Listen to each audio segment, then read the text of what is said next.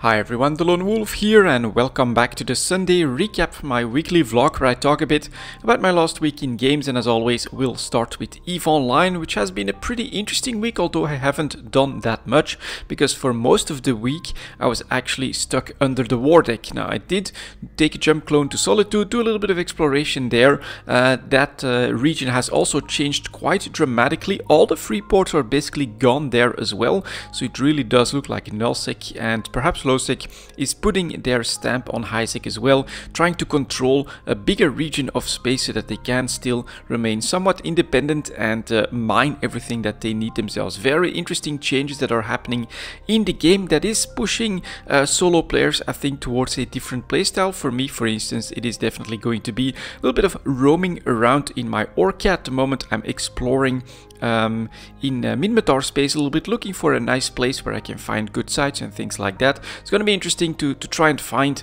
a new spot to stay in for like a little bit of time, or we can just keep moving around from day to day, which is what I've been doing at the moment, and it's been going pretty well. Now the Orca of course has that maintenance base, so I have the Studio Gila, I've got an Ishtar in there, I got some frigates as well to transport the loot and try to sell that stuff. So overall I think that we have this all-in-one package, which I really like.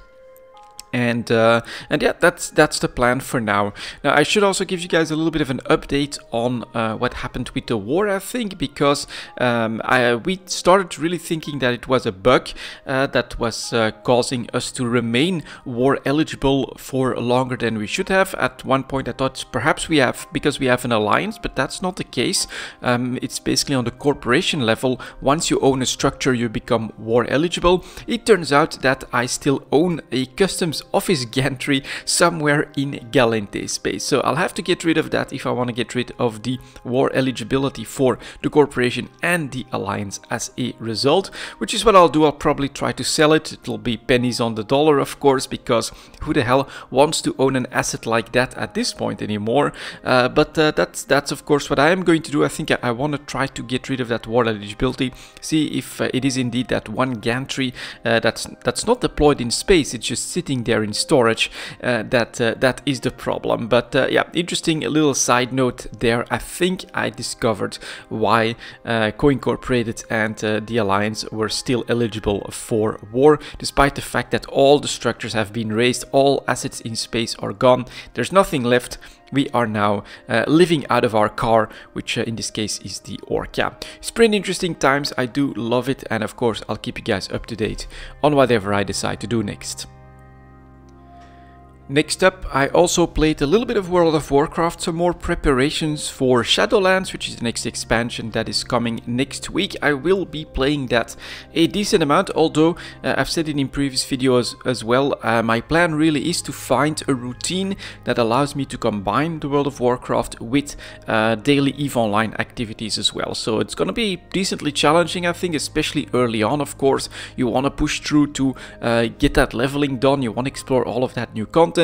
But I will try to pace myself, and during the last week basically what I did was more preparations, and something that apparently unlocked, I think what may have happened is that they basically set everyone to the point where you had defeated the final raid, which is something I really haven't taken part in at all, and so I could finish the Battle for Azeroth storylines with the Vulpera joining the Horde, for instance, the coronation of the Queen for the Zandalari Trolls, and you know, a couple of storyline quest lines for me to complete, which I did. Actually pretty fun to do, you know, catch up with the lore and to see how BFA ends. But now of course all eyes are forward.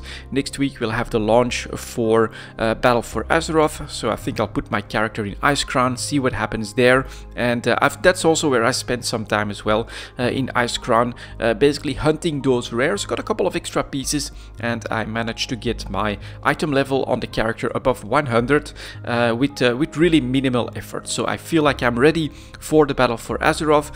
Pretty much everything has been replaced. I also got an offhand with a higher higher item level from a world quest in the battle for Azeroth, and then a couple more, as I've said, 110 pieces as well from those rares, which have started spawning every 10 minutes. So you can really do a quick catch up in the next couple of days if that's what you still want to do as well. And then you should be more than powerful enough to get started right away in the early content for the Shadowlands, which is yeah, gonna be interesting. I do look forward to seeing how the mechanics work, conduits, choosing a covenant and things like that. Sounds pretty interesting. And then especially the story, I'm really curious to see who this jailer is and what's happening to all of these people that have been captured and are in the maw and things like that. So yeah, I look forward to the Shadowlands, despite the fact that of course it's not been the best year for Blizzard, and there are some you know, some things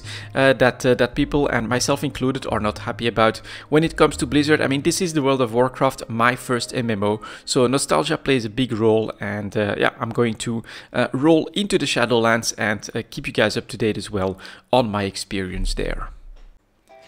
And finally, I also want to touch on Dota Underlords. It's a game that I still play from time to time. Now, I don't play it every day.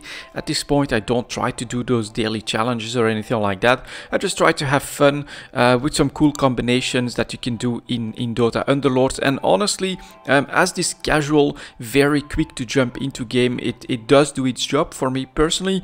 It's also decently relaxing. It's not like an FPS or even EVE Online or the World of Warcraft, where you do need to actively do stuff, pay attention, there's always danger and things like that. No, this is just, you know, an auto chess game.